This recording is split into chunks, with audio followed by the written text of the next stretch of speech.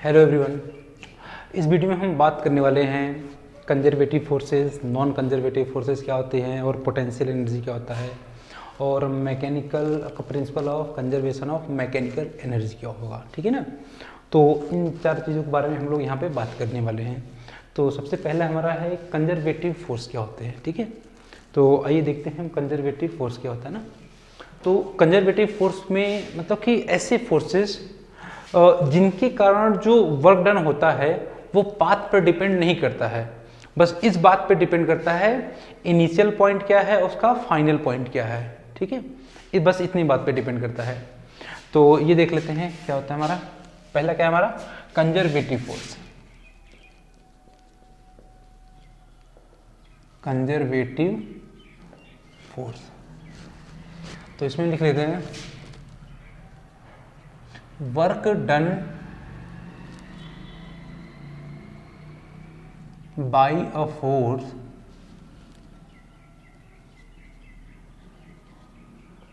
does not depend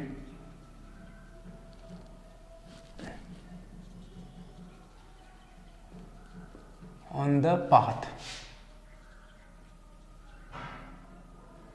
ठीक है, then that force is called as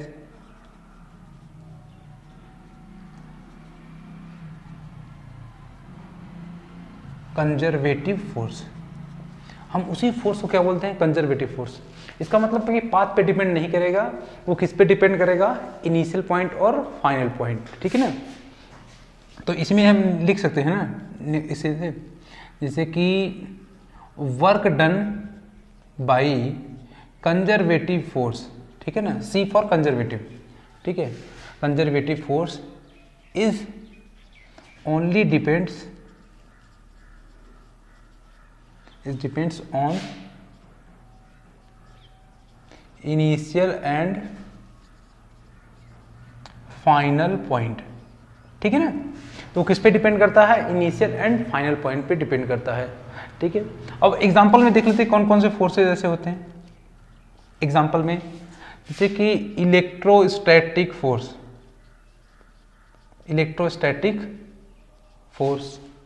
gravitational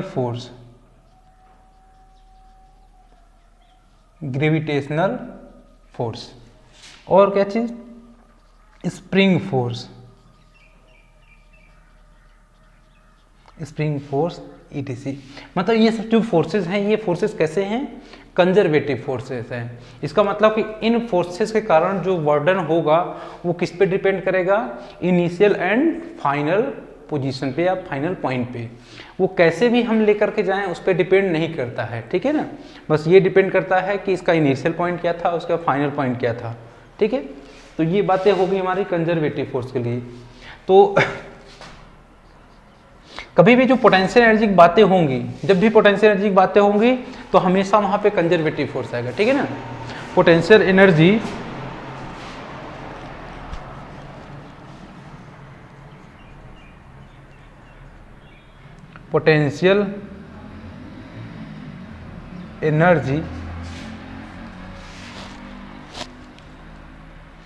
is defined for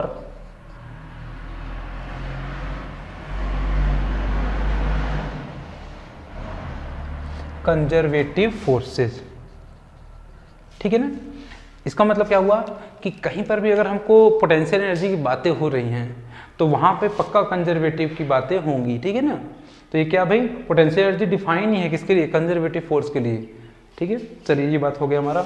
ये हमने बात कर लिया कंजर्वेटिव फोर्सेस क्या होते हैं, उसका डेफिनेशन हमने समझ लिया और एग्जांपल भी हमने देख लिया है इसका। ठीक है, तो अब हम देखते हैं कि नॉन कंजर्वेटिव फोर्सेस क्या होते हैं। ठीक है ना, नॉन कंजर्वेटिव फोर्सेस। अच्छा, एक चीज में और भी है कि जो पोटेंशियल, देखो यहाँ पे क्या है कि इनिशियल एंड फाइनल पॉइंट पे डिपेंड कर रहा है। इसका मतलब कि अगर हम कहीं से जा रहे हैं और जहाँ से गए, ठीक है ना, कभी भी हम लोग जहाँ से स्टार्ट किए वहीं पे आ गए हैं, तो work done by conservative force क्या हो जाएगा, जीरो हो जाएगा, क्योंकि इनिशियल पॉइंट और फाइनल पॉइंट क्या हो गया, सेम हो गया, तो डिस्प्लेसमेंट कितना हो गया, जीरो। जैसे कि अगर हम इसको सोचें, हम ये हमारा ये ब्लॉक है, ठीक है ना, हमने इस ब्लॉक को क्या कर दिया, इससे हमने इस तरीके से घुमा कर फिरा करके फिर से यहीं पर रख दिया, तो हम बोलेंगे कि work done by gravitational force, gravitational force कैसा है, कंजर्वेटिव फोर्स है, तो work done by gravitational force क्या हो जाएगा, 0 हो जाएगा। ठीक है, क्योंकि हमने इस पाथ पे डिपेंड नहीं किया, बस किस पे डिपेंड कर दिया, इनिशियल पॉइंट और फाइनल पॉइंट पे। तो यहाँ पे इनिशियल पॉइंट और फाइनल पॉइंट क्या है, सेम है, तो work done by gravitational force क्या हो जाएगा, 0 हो जाएगा। ठीक है, चलिए अब इसमें क्या हमारा नॉन कंजर्वेटिव फोर्स,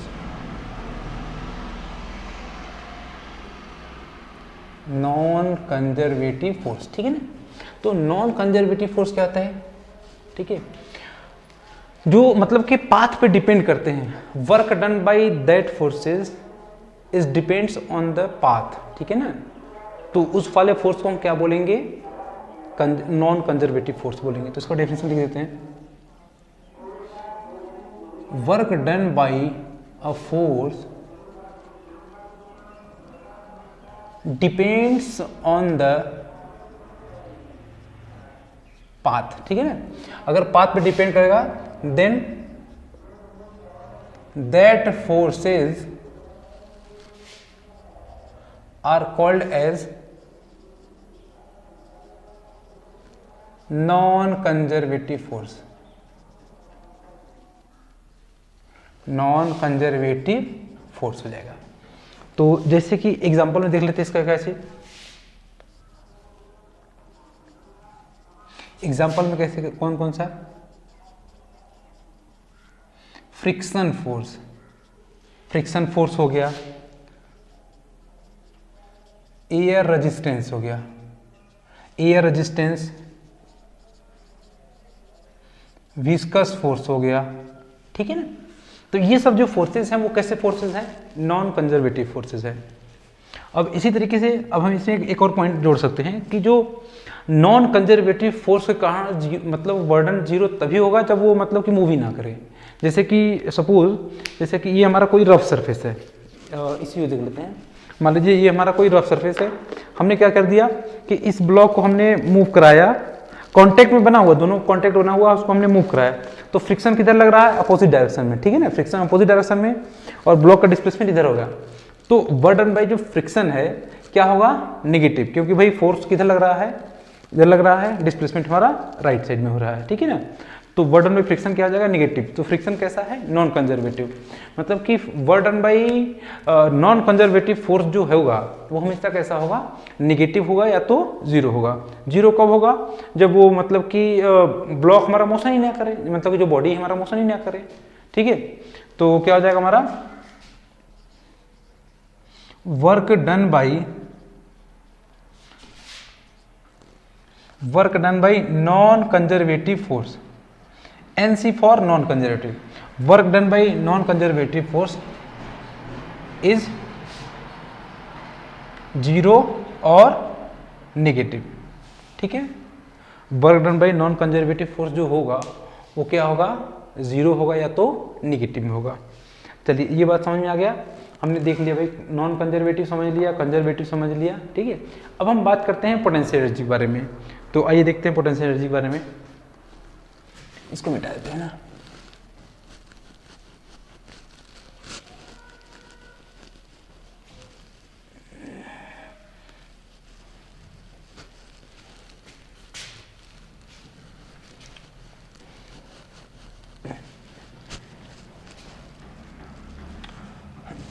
अगला क्या है हमारा, पोटेंशियल एनर्जी।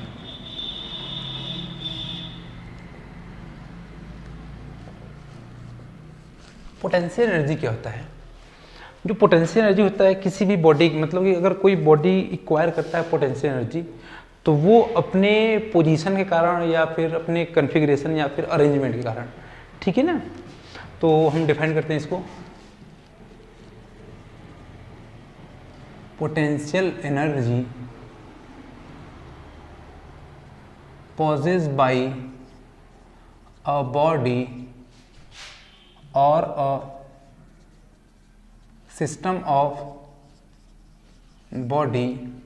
ठीक है ना, potential energy possessed by a body or a system of body, ठीक है, is due to its position,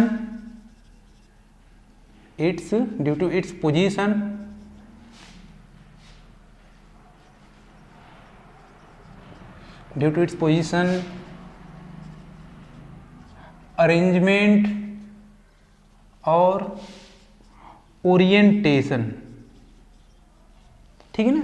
इसका मतलब अगर कोई भी बॉडी अगर पोटेंशियल एनर्जी मतलब एक्वायर करता है या फिर उसके पास पोटेंशियल एनर्जी आती है तो वो किसके कारण आएगा, या तो हमने उसका पोजीशन चेंज कर दिया, ठीक है ना, अगर पोजीशन चेंज कर दिया है तब भी आएगा, अगर हमने उसका ओरिएंटेशन चेंज कर दिया तब भी आएगा, या फिर हमने उसके अरेंजमेंट में कुछ चेंजेस कर दिए।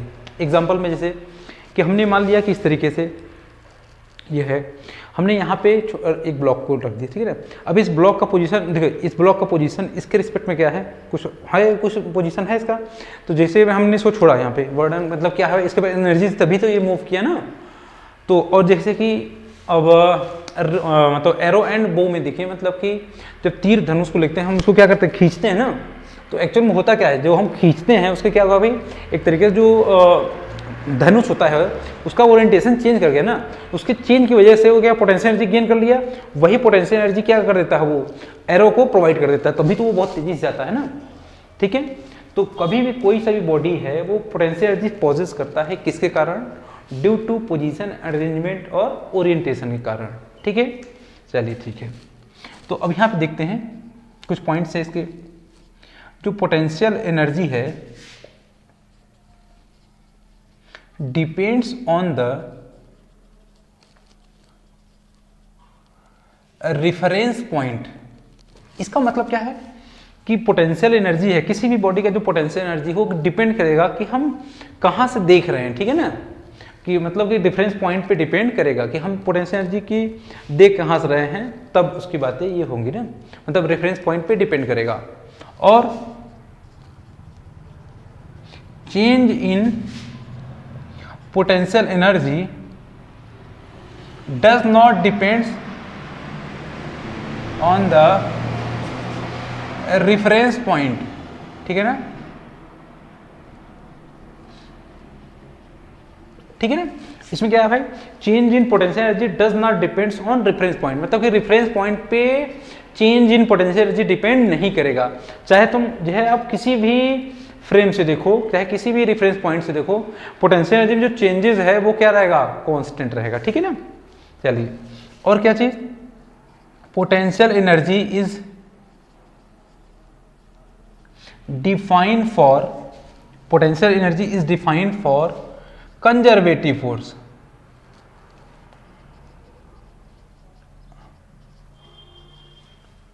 अभी हमने बात किया था कि कंजर्वेटिव फोर्स के लिए क्या होता है भाई, पोटेंशियल एनर्जी डिफाइन होता है। ठीक है ना, तो ये सब छोटी छोटी बातें हमने लिख लिया किसके बारे में, ये पोटेंशियल एनर्जी के बारे में। तो यही से हमारा एक स्टेटमेंट आता है कि जो चेंज इन पोटेंशियल एनर्जी आता है वो होता है negative of work done by conservative force. ठीक है, चलिए देखते हैं। तो यहां पे लिख लेते हैं, change in potential energy P dot E मतलब potential energy, change in potential energy is equal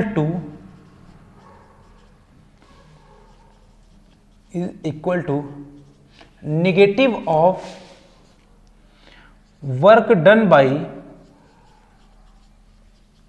ठीक है, work done by conservative force, work done by conservative force.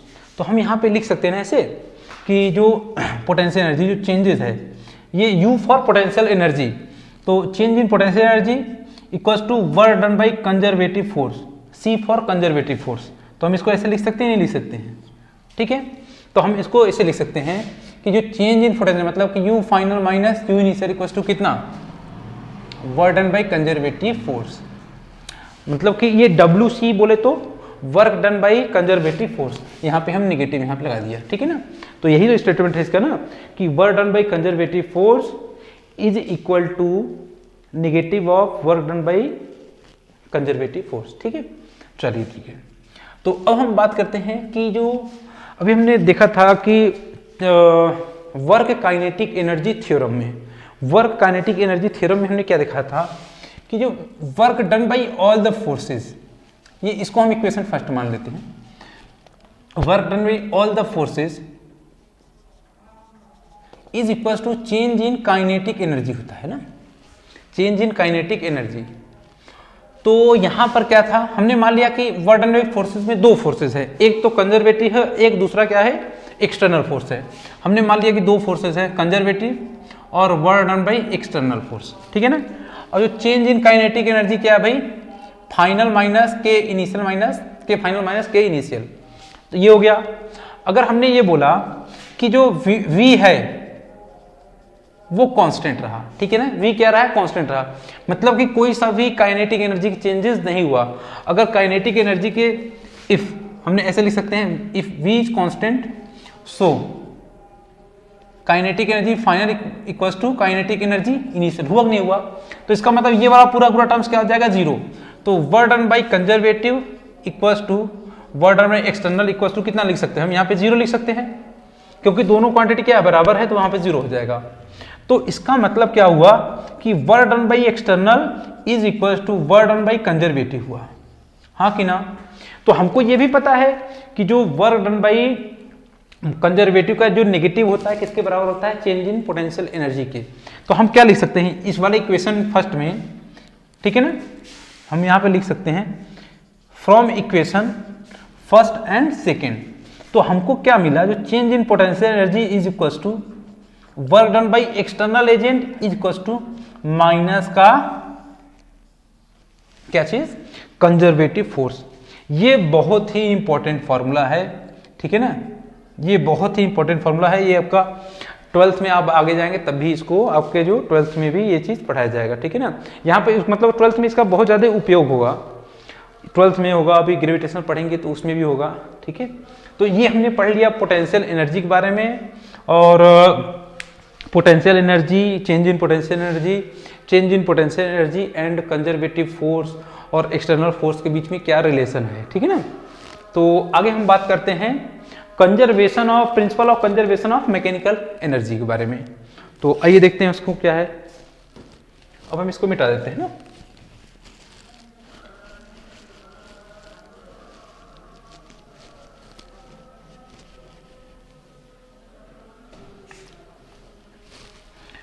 Principle of conservation of mechanical energy के बारे में बात करेंगे।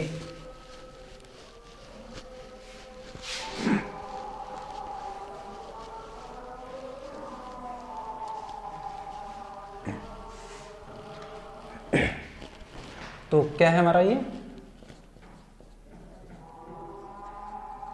Principle of conservation of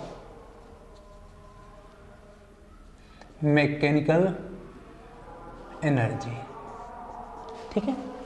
तो इसके बारे में देखते हैं क्या होता है।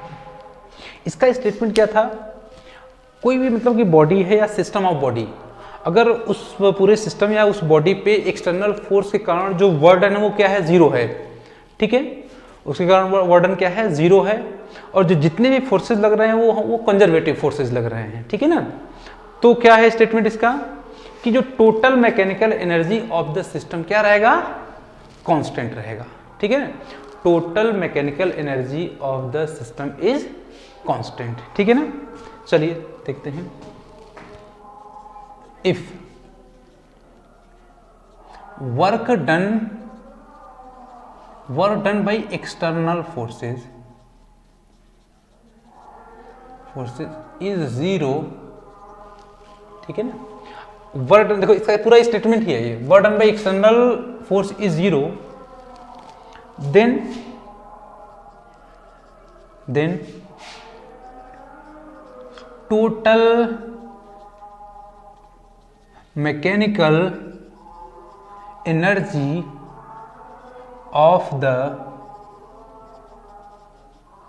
सिस्टम ऑफ बॉडीज, ठीक है ना, is constant under the action of conservative forces, ठीक है ना। ये उसका स्टेटमेंट हो गया। तो इसमें क्या है कि work done by external force is zero, मतलब कि जो एक्सटर्नल फोर्स के कारण जो वर्क है वो क्या है, जीरो है। और यहाँ पे क्या बोल रहा है कि then total mechanical energy of the system of body, system of body एक हो सकता है तो बहुत सारे बॉडीज होते हैं, is constant under the action of conservative force. इसका मतलब क्या हुआ कि उस पूरे सिस्टम पे या उस बॉडी पे कौन से फोर्स एक्ट करेंगे, ओनली कंजर्वेटिव फोर्स करेंगे, ठीक है ना। तो चलिए इसका हम देख लेते हैं प्रूफ क्या होता है। चलिए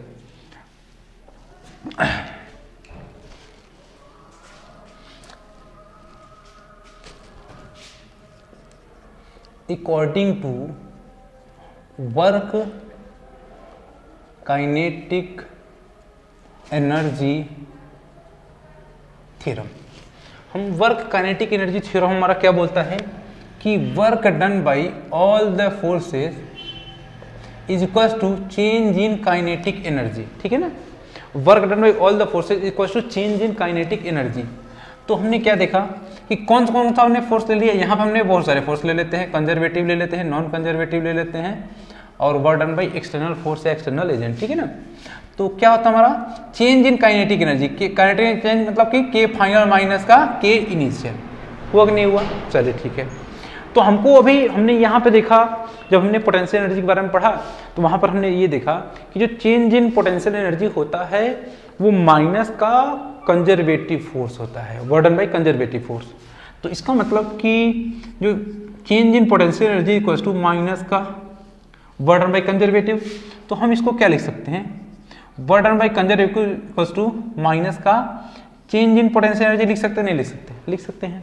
तो हम इसको यहाँ पुट कर देते हैं, तो माइनस का चेंज इन पोटेंशियल एनर्जी, और जो नॉन कंजर्वेटिव है उसको हमने क्या, work done by non conservative क्या है, जीरो है, तो हमने इसको जीरो पुट कर दिया, plus work done by external force, ठीक है ना।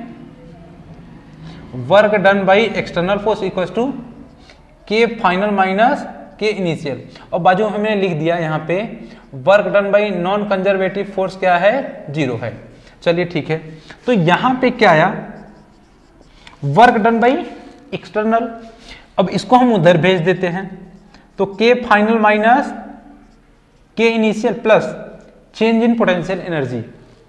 तो यहां से क्या दिखा, work done by external force is equal to K final minus K initial, और यहां से यू फाइनल माइनस का यू इनिशियल। तो ये के फाइनल और U final, K final plus U final, और फिर यहां माइनस अगर हम कॉमन लेंगे तो के इनिशियल प्लस का यू इनिशियल, क्योंकि दोनों में से हमने क्या कर दिया, माइनस को कॉमन ले लिया। तो हमारा ये क्या आया, work done by external force is equal to, ये क्या है, टोटल मैकेनिकल एनर्जी है, total energy final, total mechanical energy final, और माइनस का ये टोटल मैकेनिकल एनर्जी इनिशियल, हाँ कि ना। तो इसका मतलब क्या हुआ, अब यहां पे हम कल लिख देते हैं कि work done by external force is equal to change in mechanical energy. यहां पे एक और भी आ गया कि अगर एक्सटर्नल फोर्सेज एक्ट कर रहा है तो उस एक्सटर्नल फोर्स के कारण जो वर्क डन होगा वो टोटल मैकेनिकल एनर्जी क्या कर देगा, वो चेंज कर देगा, ठीक है। अब ये तो हमारा एक ये भी फॉर्मूला हो गया यहां से। अब हम यहां पे ले लेते हैं कंडीशन कि if work done by external agent is zero, अगर ये क्वांटिटी क्या हो जाएगी, work done by external force is zero, तो हमारा क्या हुआ कि जो total energy final is equal to total energy initial हो जाएगा, ठीक है ना।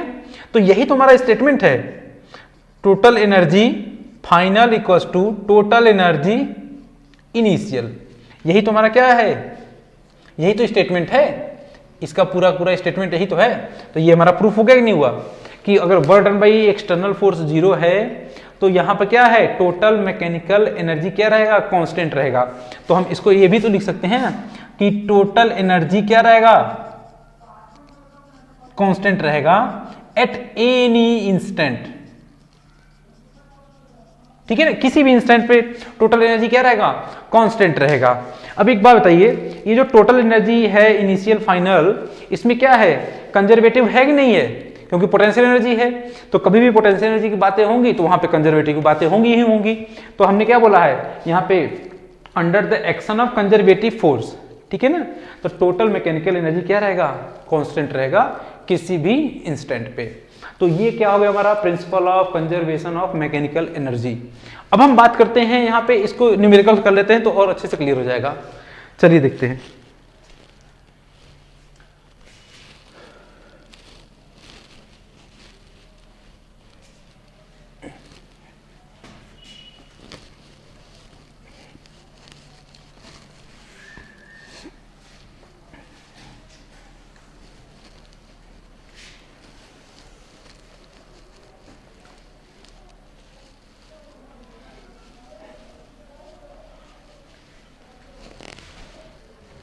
चलिए देखते हैं। सपोज हमने एक बॉल को फेंका यहाँ से, मान लीजिए कि यू स्पीड से, ठीक है ना। तो ये कितने हाइट तक, वो कितने मैक्सिमम हाइट तक जाएगा, ठीक है। तो ये बताना है हमको कि एच की वैल्यू कितनी होगी ना। तो अब ये देखिए, जैसे कि सिंपल सा, बहुत ही सिंपल प्रश्न है, और इसका हमने मास मान लिया कि इसका मास m है। तो इसमें क्या होगा कि जो हमने बोला कि जब ये बॉल ऊपर नीचे जा रहा है तो यहाँ पे कौन सा फोर्स एक्ट कर रहा है, ओनली mg।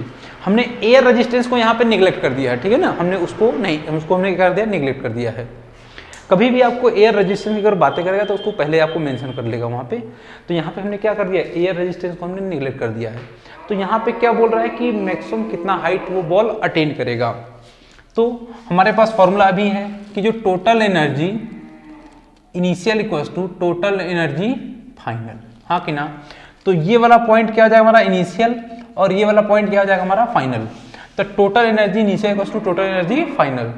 तो इसका मतलब क्या हुआ, K initial plus U initial equals to K final plus U final. तो काइनेटिक एनर्जी इनिशियल कितना आ जाएगा, half M U square plus initial potential energy 0, क्योंकि हमने इसी को क्या कर दिया, रेफरेंस पॉइंट मान लिया, ठीक है ना। तो और ये कितना जाएगा यहाँ से, काइनेटिक एनर्जी जब वो ये ऊपर पहुंचेगा तो यहाँ पे क्या हो जाएगा, इसकी वेलोसिटी क्या हो जाएगी, 0 हो जाएगी।